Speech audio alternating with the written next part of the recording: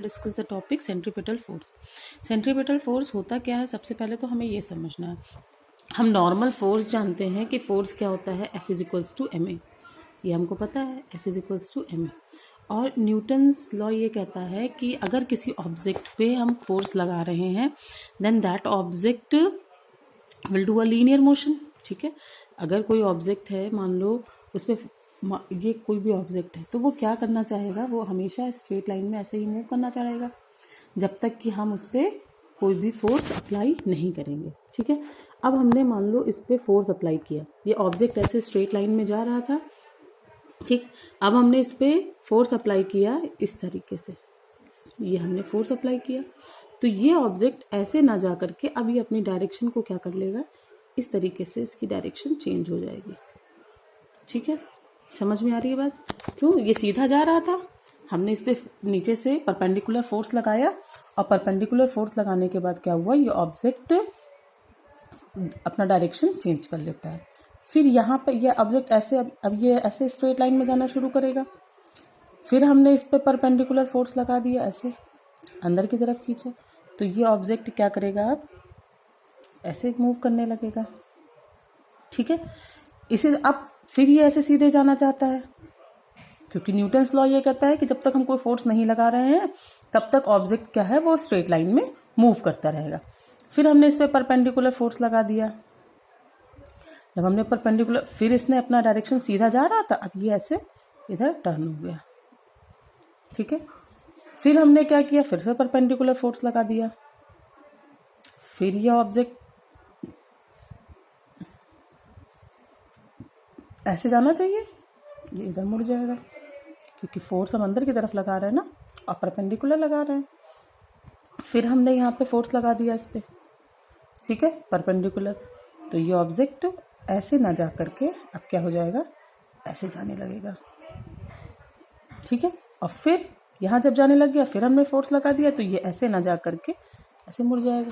तो ये हम देख रहे हैं कि अगर हम इन सारे उसको ज्वाइन कर दें तो ये एक सर्कुलर मोशन करने लग जाता है ऑब्जेक्ट। लेकिन कंडीशन क्या थी, और ये सारा जितने भी फोर्सेस हैं ये सारे कहाँ एक्ट है, एक इस सर्किल के सेंटर की तरफ एक्ट हो रहे हैं। ये सारी रेडियस बन गई ना, ये सारे रेडियस बन गए, और रेडियस किधर डायरेक्टेड होती है, सेंटर की तरफ। तो यानी कि ये सारे फोर्स कहाँ डायरेक्टेड है, सेंटर की तरफ। और ये सारे फोर्सेस की कंडीशन क्या है कि ये वेलोसिटी जिधर वो जा रहा था उसके क्या है, परपेंडिकुलर है।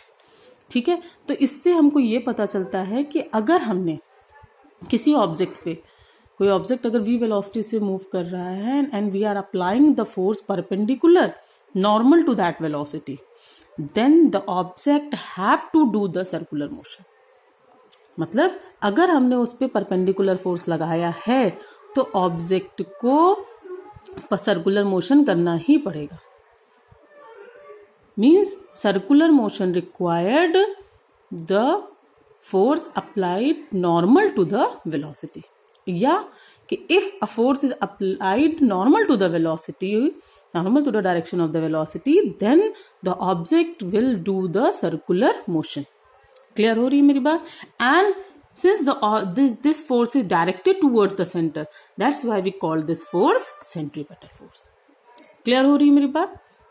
ठीक है, तो इसके लिए कंडीशन क्या थी कि फोर्स का जो डायरेक्शन होना चाहिए वो क्या होना चाहिए, परपेंडिकुलर टू वेलोसिटी होना चाहिए। ये बात क्लियर हुई?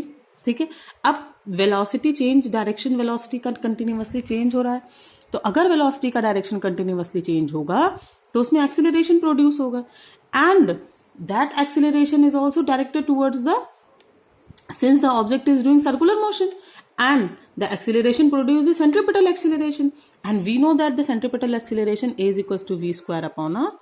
That's why we can calculate this force as mv square by r. Clear? And the direction of this force is towards the center or perpendicular to the direction of the velocity. Clear? अब यहाँ पर एक चीज जो समझने वाली है वो ये है कि सेंट्रीपिटल फोर्स कोई अलग से फोर्स नहीं होता है। हम कोई भी फोर्स ऐसा बोल सकते हैं कि जो कि सेंट्रीपिटल फोर्स की तरह से एक्ट कर रहा हो। जैसे फॉर एग्जाम्पल हमने कहा कि हमारे प्लैनेट्स जो हैं वो क्या करते हैं, रिवॉल्व करते हैं, मतलब सन के अराउंड सारे प्लैनेट्स रिवॉल्व कर रहे हैं। अब सन के अराउंड सारे प्लैनेट्स रिवॉल्व कर रहे हैं means they are doing the circular motion, and if they are doing the circular motion then there will be a centripetal force. तो from where that centripetal force comes, that centripetal force is the gravitational force between the sun and that planets. Okay, so that gravitational force act as a centripetal force. Suppose we are just we tied a stone with a string and just rotating it circularly.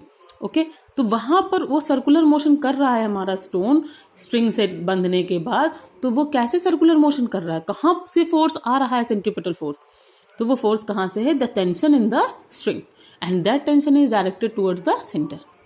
Okay, तो वो जो tension है वो उसको क्या कर रहा है, सर्कुलर मोशन करा रहा है, तो वहां पर वो टेंशन इन द स्ट्रिंग क्या हो गया, act as a centripetal force. Okay, तो कुछ ये बेसिक चीजें हैं कि सेंट्रीपिटल फोर्स कोई अलग से फोर्स नहीं है, जो अभी तक हमने gravitational force, electric force, magnetic force ये सब पढ़े हैं, सब अलग अलग जगह पे डिफरेंट डिफरेंट एग्जाम्पल्स में वो सेंट्रीपिटल फोर्स की तरह एक्ट करते हैं। जैसे हम कह सकते हैं कि हमारी क्लास में अगर हमने कहा कि एक कोई कैप्टन है, ठीक है, तो कैप्टन क्या होता है, आज हमने कहा कि Reema is the captain of 9th class, ठीक है, 10th क्लास में कैप्टन कौन हो गया, मानो श्वेता को हमने कैप्टन बना दिया। फिर उसके बाद हमने कहा 11th क्लास में Tanvi is the captain. Okay, तो अब हम आके 11th क्लास में ये पूछें कि कैप्टन किसका नाम है, तो कैप्टन तो किसी का नाम नहीं है, लेकिन हाँ हम ये कहेंगे कि हु इज द कैप्टन, तो ये होगा कि तन्वी इज द कैप्टन। समझ में आ रही है बात। And who was the captain in 10th class, तो श्वेता वाज द कैप्टन। तो यहां पर कैप्टन कोई नहीं है, लेकिन हाँ कैप्टन का काम कोई कर रहा है। समझ में आ रही बात। तो यहां पे सेंट्रीपिटल फोर्स कुछ नहीं होता है, बट अलग अलग फोर्स सेंट्रीपिटल फोर्स के तरीके से एक्ट करते हैं to make a object circular motion. Okay, अब एक चीज और, जैसे हमारा प्रोजेक्टाइल मोशन होता है, हमने यहां से कोई ऑब्जेक्ट है, ठीक है, यहां से इसको फेंका तो ये इस डायरेक्शन में जा रहा था, फोर्स लगाया हमने, तो ये कौन सा मोशन करने लगता है, प्रोजेक्टाइल मोशन करने लगता है। ये ऑब्जेक्ट ऐसे नीचे आ जाता है ग्राउंड पर, तो ये ग्राउंड पर आता है, तो क्या ये सर्कुलर मोशन कर रहा है, नो, ये ऑब्जेक्ट सर्कुलर मोशन नहीं कर रहा है, ये प्रोजेक्टाइल मोशन कर रहा है।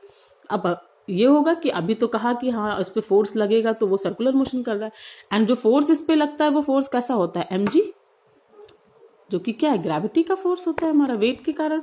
ठीक है, तो ऑब्जेक्ट ने यहाँ पर फोर्स लग रहा था, ऑब्जेक्ट ने अपनी डायरेक्शन चेंज की, यहाँ आ गया, यहाँ पर भी उस पर फोर्स क्या लग रहा है, परपेंडिकुलर, लेकिन एक ही डायरेक्शन में लग रहा है, नॉर्मल, मतलब हर जगह फोर्स नॉर्मल नहीं है।